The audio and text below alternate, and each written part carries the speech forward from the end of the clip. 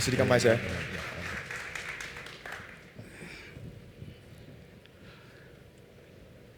各位先生、各位来宾，大家好。我先自我介绍，我是郭长喜，以前是有在那个三洋威士忌广告，是那个周润发就是给我吐下来的啦，再换我了，因为现在的人比较知道说这个刀剑可能是你们都有看过《卧虎藏龙》嘛。卧虎藏龙，它有一支签名剑就比较出名，所以我们这几年大家对刀剑都比较有认识。我现在还在。但是说回来，就是说从我们有人类就有打铁嘛，到现在科技这么发展，我现在说大家都把那个打铁的都忘掉，为什么？因为你现在科技这么发展，你家最起码要有一把菜刀、水果刀，你才能吃饭嘛。在我们台湾60年代，如果没有打铁的打农具出来，你要怎么说我们的金融去金融？在早期的时候，就是说60年代，就是哪一个地方要发展，一定要有一条那个打铁街，各地方都是这样所以我们打铁呢是一种最辛苦的工作，到现在已经快要灭种了，因为现在的年轻人都涂得很高嘛，但是老的已经都老了，没有像我说，今年已经70岁了，还在做这个工作。但是我们在最早期的打铁的人，就是说我们的铁是用这个下去炼出来的。炼出来以后，它里面有含五金在里面。像这个炼到最后的时候，它里面一环水来的，它有金子，有金子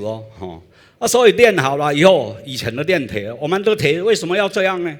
像这一支菜刀要做菜刀了，旁边它的铁是软的，中间是包一块硬的。为什么要这样包？因为这中间就是像我们的骨头很硬嘛，我们要皮按之后给它包住，它才可以使用嘛，硬的和软的就是这个差别。我现在可以给你们给你们看，这个叫做软体。在软体的时候，你给它打的时候，它决定不会坏掉。你用手给它软，只有这样软下去。什么叫做硬的呢？硬的就是这个硬，它这个就不能打。为什么不能打？你打下去的时候它会坏掉。你注意看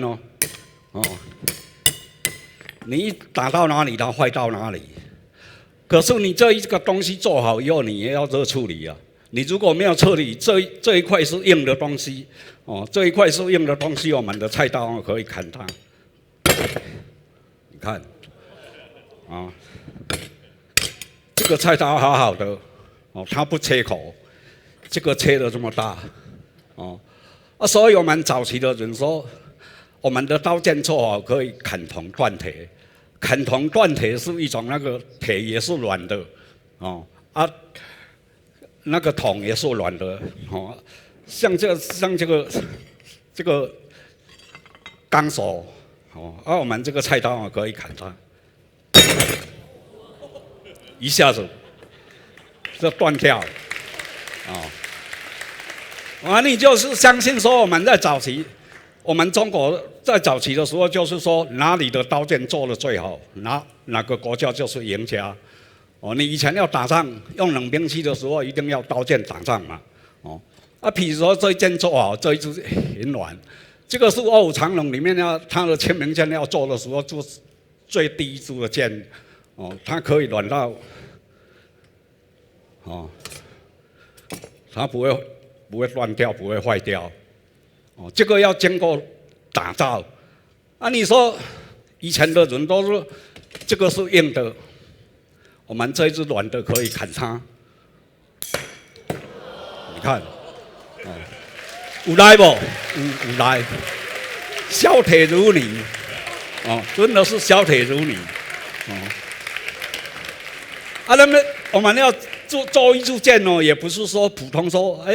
一块铁拿来打一打就好啊。哦，你要经过很多的这个铸造哦。虽然我是打铁，我是从我们打铁3代，就是从我阿公我爸爸我10岁的时候就跟我爸爸打铁哦，打到现在，我现在已经70岁。已经整整做了快要60年的打铁人家为什么说你为什么还在做？我没有办法啊，手工的就是这样啊。你如果就是说在早期和我爸爸打铁的话说你只有做菜刀了，做锄头了，然后你现在就没有人家给你买啊。所以你不能原地踏步，你要踏出去啊！要踏出去，你要给人家做什么？做别的东西不要打菜刀你要打剑打艺术刀打一些比较现代化的了比如说基层钢基层钢呢，我们打铁实在是很深啊，因为打铁人家一般的工艺都以为说打铁的这种很粗糙的一种工业了为什么？因为我们打铁有分好几种，像这个铁就是说这一块是软的，这一块是硬的。给它夹在一边，这个是日本在做沙西米的是那个雷巴火烧他们日本人都惯用边钢，但是我们中国是比较说像这个就是包钢你这一块料练好了以后，你中间要包一条钢这个是硬的，软的在旁边就是你在用的时候比较好磨。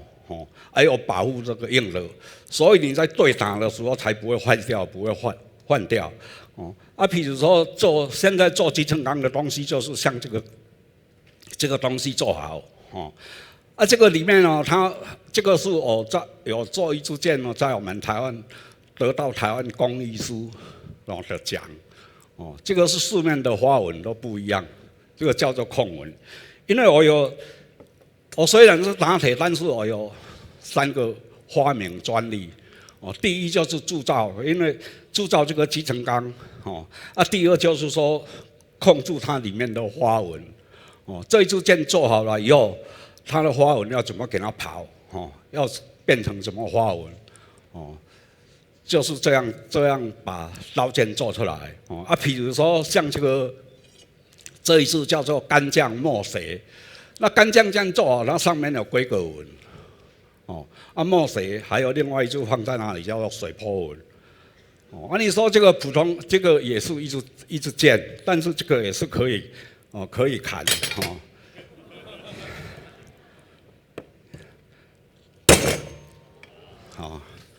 剑有没有坏？没有坏